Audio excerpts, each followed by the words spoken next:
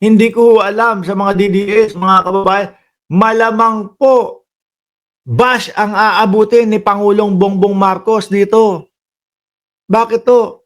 Nako, ayaw nila ng ganitong mga balita ho, mga kababayan.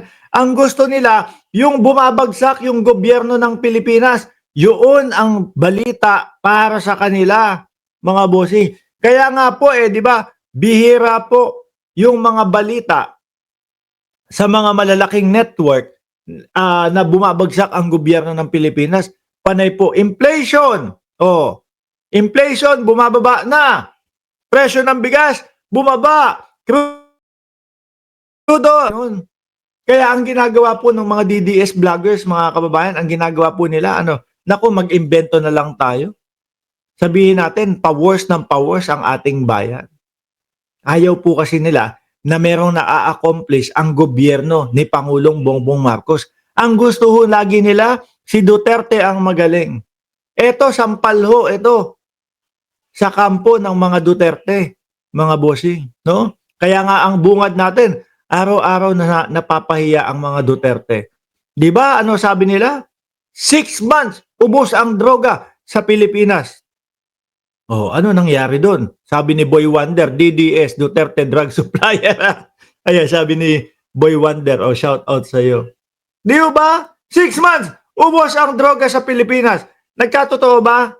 Natuloy ho ba? Meron pa akong tsokolate dito, Ayan. No, galing sa kape. Yung chocolate kasi natin, yung kape natin may tsokolate. 6 months, ubos ang droga. Naubos po ba? Tao yata ang naubos? 20 hanggang 30 mil, 20 hanggang 30 mil ang nasawi nung panahon ng kanilang panunungkulan laban sa droga. Ito po, ibang approach po ito, yung sa Pangulo. Hindi po tayo makakakita nung sandamakmak na, nanlaban si ganito, nanlaban si ganyan. No, hindi po. Wala pong ganun. Walang mga reward system, hindi ipinagmamalaki ng mga Duterte, nila Bongo. Di ba, Sir Archie Beroya? Pakitang tao lang pero ang puso niya masama, sabi ni Hill de la Cruz. Ano po ang sabi dito, mga bossing? Itong latest na nahuli natin na mostly S na lang ha. Is the largest drug haul in the history of the... Naku po, aray ko, Duterte. Bakit walang ganito sa iyo? Di ba, Sir Archie Beroya?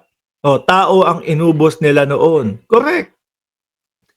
Itong latest na nahuli natin na mostly S, no? Is the largest drug haul in the history of the Philippines so far for this last 6 months period. Lahat-lahat in the last 3 years, we have been able to interdict 62 billion. Muntik nang dumikit sa 52 billion, mga kababayan? Sa 51 billion.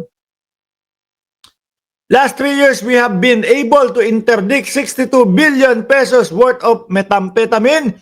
We must continue with the war against drug, but we do it in a peaceful way. Nice way, no? Wala yung, eto nanlaban. Buyuhin mo yan manlaban. No, tapos maririnig ng pulis, buyuhin manlaban. Ikaw ba naman? Nasasabihan, buyuhin mong manlaban, tapos may makukuha kang mas malaking reward. Gagawin mo talaga yun. No? Kahit suspect pa lang, yariin na natin yan, pre. Bakit? Dali na lang natin sa porsyento. Pag dinala natin sa porsyento yan, kalahating milyon lang makukuha natin. Tag 250,000 lang tayo. Ano gusto mo?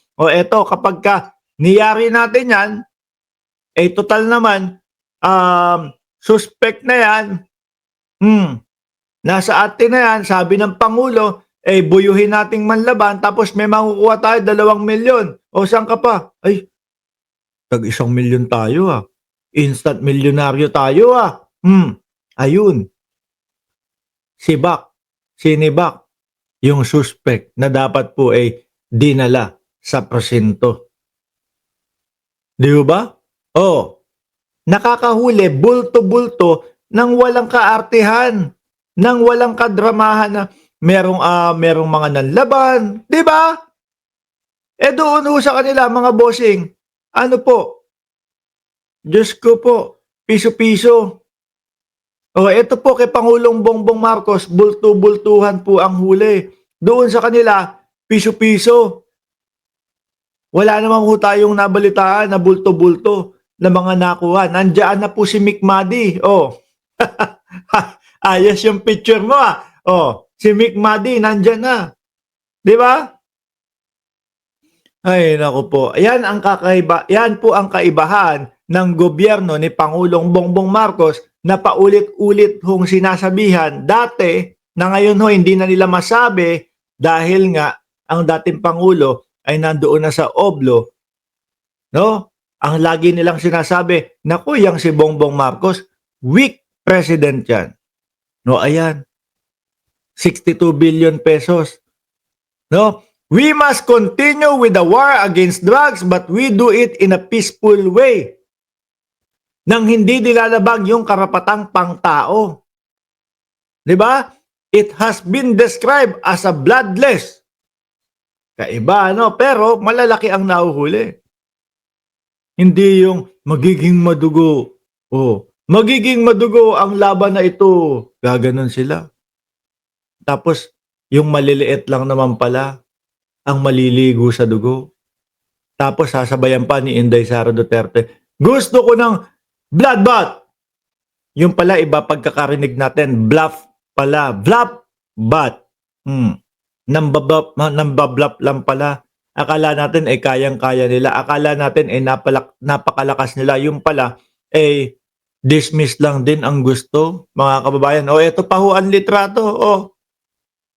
Ayan. Di po ba ang lalaki talaga sako-sako? Ang Pangulo nandiyan. Ano kaya ang narration ng mga DDS dito? Ayan na si BBM.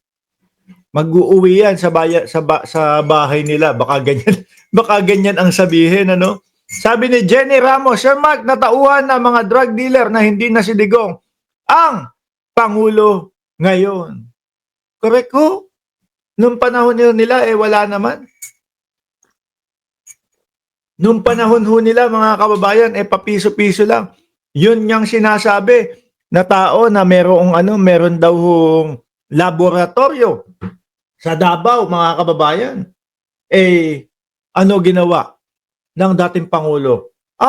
Advisor ko yan. Di ba? Presidential advisor ko yan. Ngayon, paano nga naman huhulihin nung mga otoridad yung tao na yun?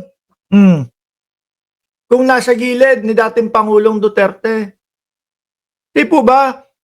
Sa Davao, ang daming nahuhuli. Sa Davao, 38 ng kanilang nagtrabahador sa munisipyo positibo sa pinagbabawal na gamot. Nung nanunungkulan na mayor si Baste, kapulisan sa kanila, positibo din po. 8 na kapulisan, positibo din po. Ngayon, sa pagtutulong po ni General Torre at ng Pangulo ng Pilipinas, isama din po natin ang mga DILG at yung mga tumutulong po para masawata po itong mga droga. Ayan po, papunta ang Pilipinas sa malinis at payapa na Pilipinas. Dati matatakot kang lumabas kapag kapayat ka